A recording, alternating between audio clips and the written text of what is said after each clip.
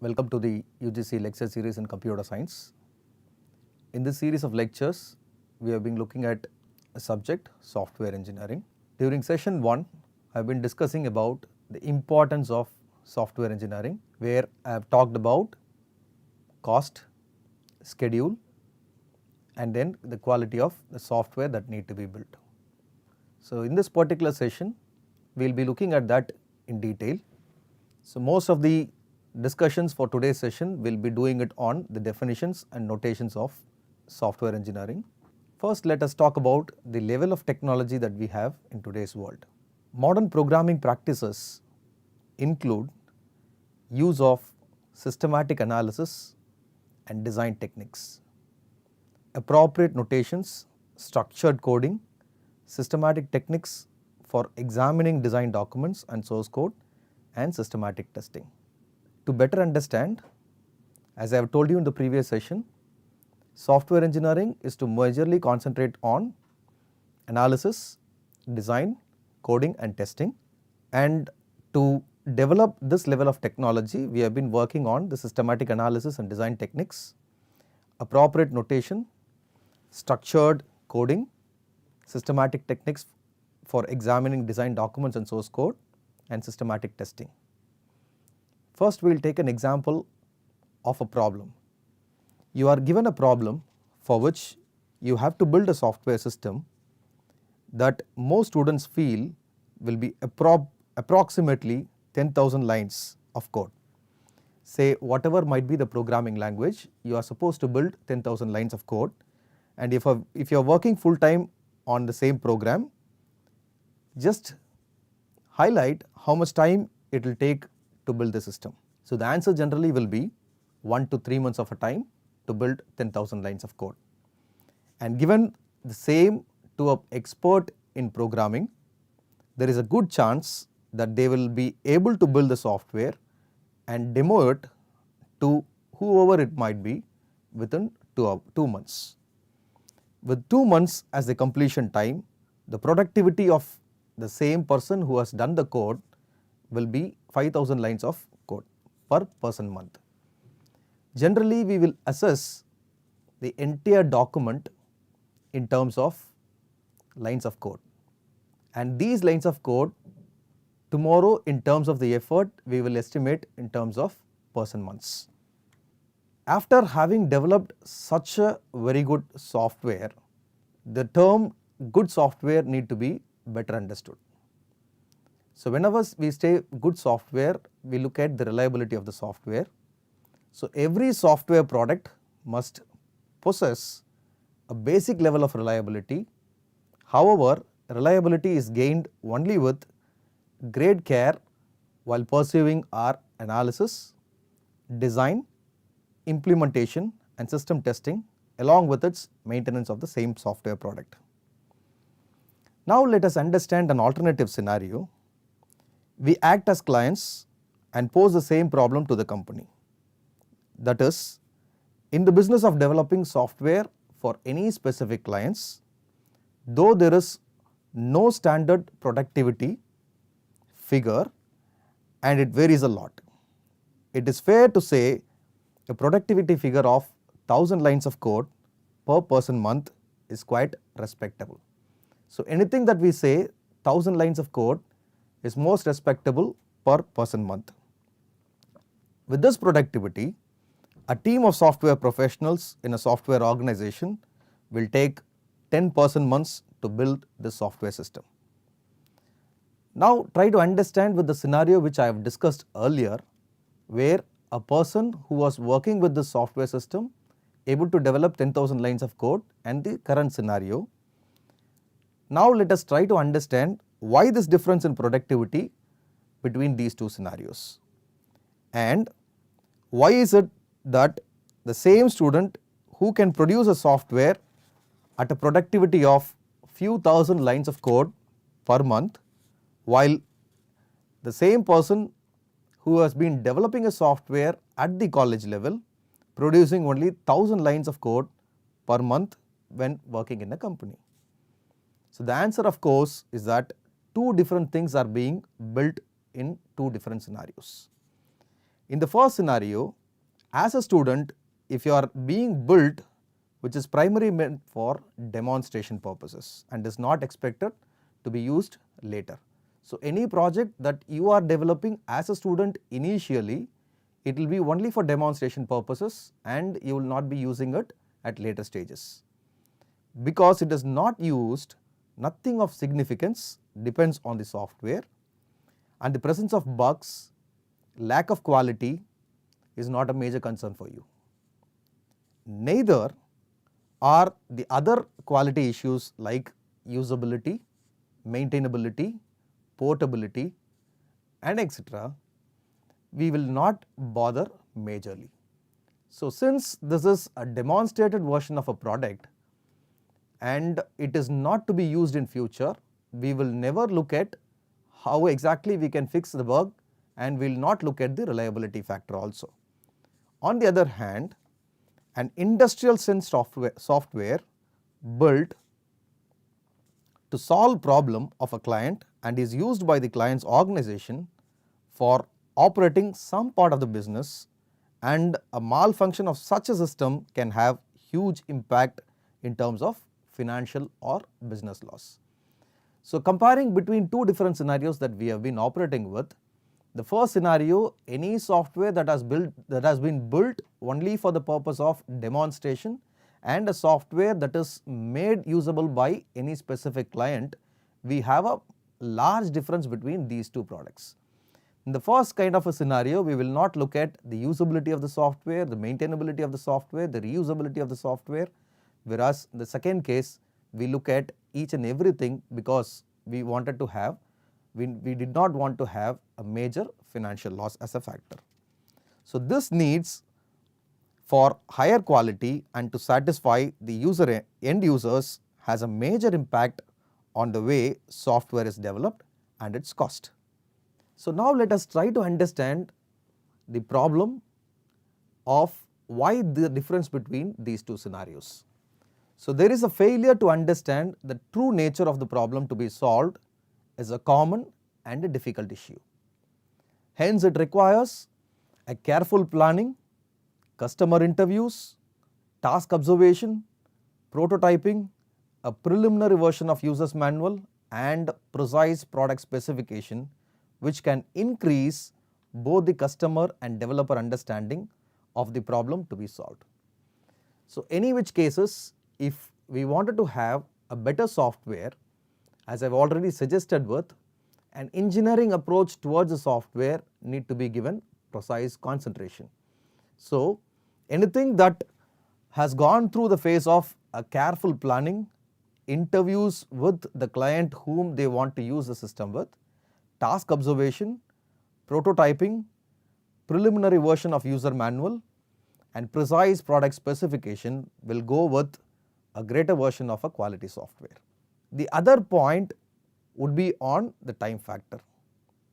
Determining optimum staffing levels and proper elapsed times for various activities in software product development is an important and difficult aspect of cost and resource estimation. We may have to place appropriate staff members who are typically involved into the development of software, who will be actively participating because every line of code that we do requires staffing.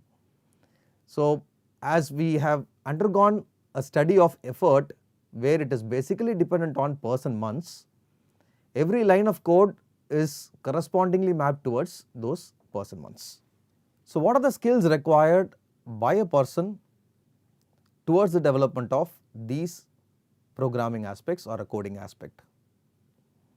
Basically, between the client and the developer, there needs to be having a communication skill. Then after having communicated the logic of the programming or the logic of the entire concept need to be easily understood. So, the client must have, the developer must have a problem solving skills, and he should also possess a detective skills, that is a backward approach, and it is not necessary that every software engineer possess all the requisite skills but these skills must be present among the members of the programming team. It is not mandatory that all the 3 skills are required for the entire programming team, but then as a team leader or a project manager, it is mandatory to possess all these 3 skills. But as and when the developer used to expertise himself into the project development, he has to undergo a competency in all these 3 skills.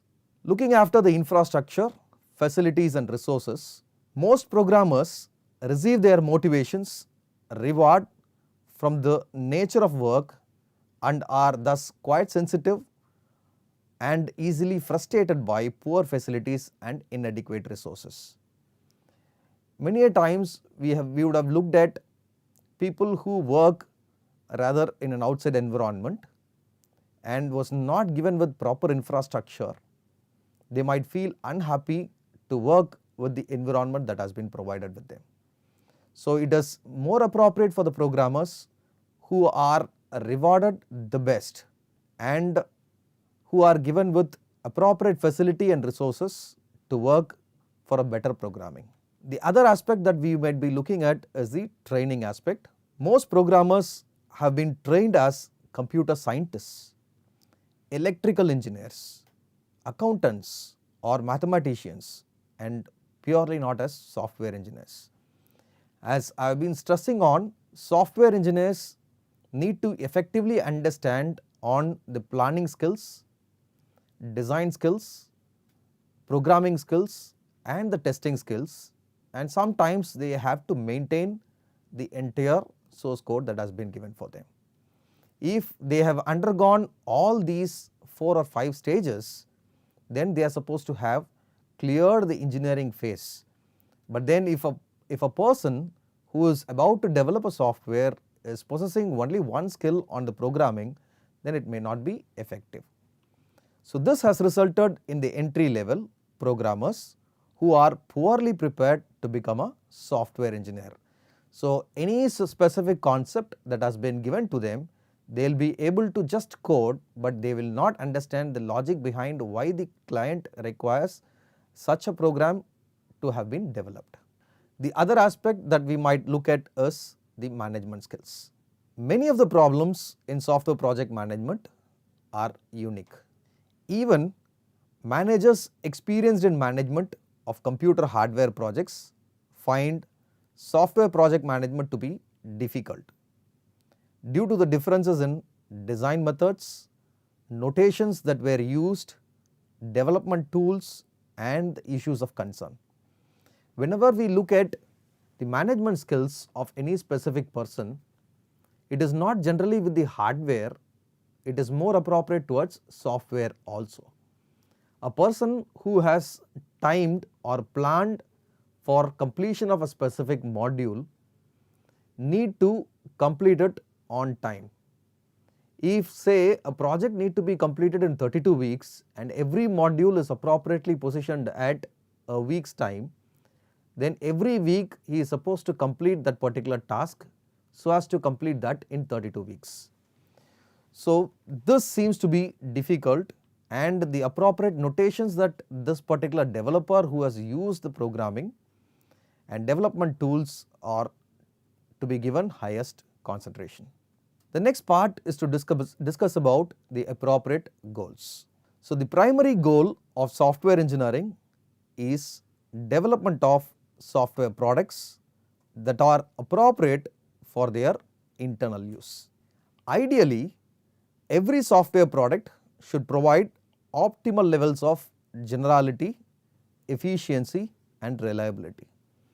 So any specific software that we wish to develop need to be generalized first of all. We may have to understand each and every part of the programming or the concept behind how it is to be developed. Say if a person is about to travel from one place to another, from the source to destination, what are the intermediary stages where the bus or any other transport will stop. So this is for an application, and people might quite able to understand what are the different stages at different places where this transport media will stop, and they'll also be very happy to know that where is the exact time given for them to have their breakfast or lunch or dinner. So if it is appropriately being planned over a web page, it will be more clear that this kind of a bus is more preferred rather than any other type of a bus. Now we will try to understand, as I have already told you, we will try to understand the cost, schedule and time relating to any software project that need to be developed. Though the need for high quality distinguishes industrial strength, software from others, cost and schedule are other major driving forces for development of such software. In the industrial strength software domain, there are three basic forces at play: cost, schedule and quality. The software should be produced at reasonable cost, in a reasonable time and should be of a very good quality. So this is the basic definition which I have told you when I was explaining about Shah's definition in software engineering. So these three parameters often drive and define major software projects. Industrial strength software is very expensive primarily due to the fact that software development is extremely labor intensive. So to get an idea of the costs involved, let us consider the current state of practice in the industry. Lines of code or 1000 lines of code, which is represented as KLOC, kilo lines of code, delivered is by far the most commonly used measure of software size in the industry. As the main cost of producing software is the manpower employed, the cost of developing software is generally measured in terms of person months of effort spent in the development, and productivity is frequently measured in the industry in terms of LOC per person month. Talking about the schedule, schedule is another important factor in many projects. Business trends are dictating that the time to market a product should be reduced. That is, the cycle time from the concept to delivery should be very small. For software, this means it needs to be developed faster and within the specified time. Besides this, there is another factor which is called cost, which gets involved. So the other major factor driving software engineering is quality. Today, quality is one of the main mantras and business strategies are designed around it. Unfortunately, a large number of instances have occurred regarding the unreliability of the software. The software often does not do what it is supposed to do or does something what it is not supposed to do. Clearly, developing high quality software is another fundamental goal of software engineering. However, while cost is generally well understood, the concept of quality in the context of software further needs a lot of discussion. So with this rising expectations, we will try to understand two interrelated aspects of these expectations. One is the concern for how much functionality, reliability and performance the software can be provided by a given amount of development effort. The other concern is on the issue of fundamental limitations of software technology. So each report of success in software engineering exerts increased pressure for even higher quality and greater productivity. So to meet the requirements of the software industry, we look at cost, schedule, higher quality and greater productivity of the product. To discuss about the effort that has been given across the different phases of software engineering, we have distributed them as a percentage towards relative effort. Now let us look at this chart where on the x-axis we have provided the different phases of the software development: analysis and design, implementation, testing, adaptation, enhancing and fixing the bugs. During this phase of development, 16% of the project is given due effort towards relative effort and 8% is given towards implementation. 16% of the concentration is given towards testing, 12% towards adapting and 36% towards enhancing, because at the initial level of discussions people may not be aware of what is being developed, so the clients might ask you to enhance the software, which might take 36%, and fixing up all the bugs and making it work and maintain requires 12% of its effort. So if you try to understand from this figure, only 8% of the time overall effort is being given towards implementation, whereas the other independent activities takes the major concentration. Assume having taken up a project, more than 16% of the time will be spending towards analysis and design alone. 16% of the equal quantum of time along with analysis and design will be spending it towards testing. 12% will be spending it towards adaptation. 36% will be spending it towards enhancing the same software. Now let us look at simple project size categories. This is how we define the projects. For a simple trivial project, the number of programmers required is basically 1. The duration for the project may go to a maximum of 4 weeks and the project size might be only 500 lines of code. Whereas the same when considered in terms of a smaller projects, again the same one programmer with 1 to 6 months of time might go with maximum of 2000 lines of code. Whereas a medium project that is to be developed, which requires 2 to 5 programmers, which might go beyond 2 years, might go up to 50,000 lines of code. I can give you simple examples where exactly these applications would fit in. Say for example, if I am asking you to develop a compiler, the compiler might take 50,000, minimum 50,000 lines of code, 10,000 to 50,000 lines of code. So the effort which we would require to provide for this kind of a system will be very medium. So we might need 2 to 5 programmers who works between 1 to 2 years might do a compiler, whereas simple applications of a grocery store information or a simple day-to-day applications which can be developed are the typical examples of a trivial and small scale categories. Whereas industry takes up very large projects which work for 4 to 5 years or 5 to 10 years of gap, will write 1 million lines of code or between 1 million and 10 million lines of code. So for that they might require 100 to 1000 programmers or 2000 to 5000 programmers who are to be managed. Now we will look at the characteristics of the software quality that we have mentioned. If at all we need to bring about a very good quality software, we need all these 6 characteristics that are to be maintained. Characteristic 1 is the functionality, reliability, usability, efficiency, maintainability and portability. Now let us try to define what these T's relating to quality would mean.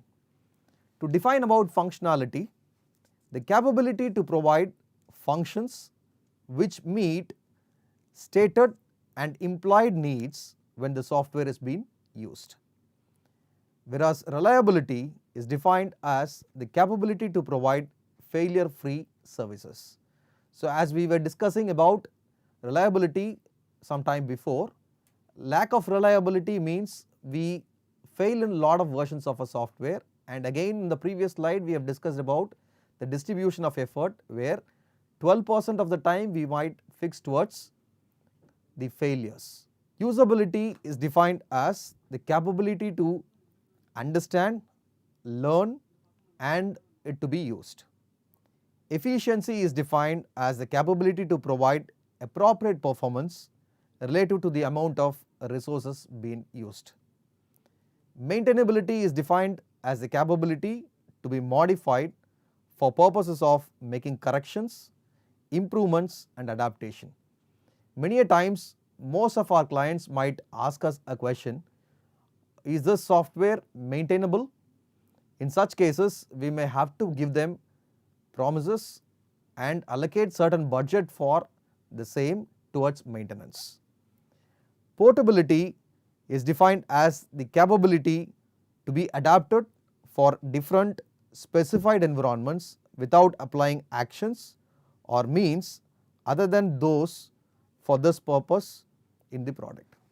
So with all these multiple dimensions towards quality, different projects may emphasize different attributes, and a global single number of quality is not possible. However, despite the fact that there are many different quality attributes, reliability is generally accepted to be the main quality criteria. As unreliability of software is due to the presence of defects in the software, one measure of quality is the number of defects in the software delivered per unit size. With this as the majority of quality criterion, the quality objective is to reduce the number of defects per kilo lines of code as much as possible. Current best practices in software engineering have been able to reduce the defect density to less than 1 defect per kilo lines of code.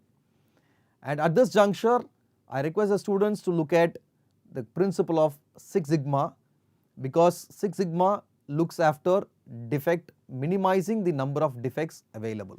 And there are certain more important factors, quality factors that is required towards the productivity of software, which are individual ability, team communication, product complexity, appropriate notations, systematic approaches, change control, level of technology, required reliability, availability, problem understanding, appropriate skills required, facilities and resources, adequacy of training, management skills, appropriate goals and the rising expectations.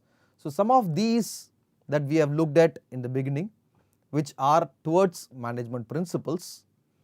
And when looking at the individual's ability, productivity and quality are the direct functions of individual ability and effort. Two aspects of ability: general competence of the individual, familiarity of the individual with a particular application area. Where there is a lack of familiarity with the application area can result in low productivity and poor quality. And they need to have an appropriate communication between team members. So it is possible for programmers to misunderstand the role of their modules in an evolving system. Design reviews, structured walkthroughs and code reading exercises have the goals of making software more visible and improving communication among programmers. Product complexity, where the complexity of most of the programs will not be on the applicative field. It is not towards application programs, it will be majorly on the utility and system level programs.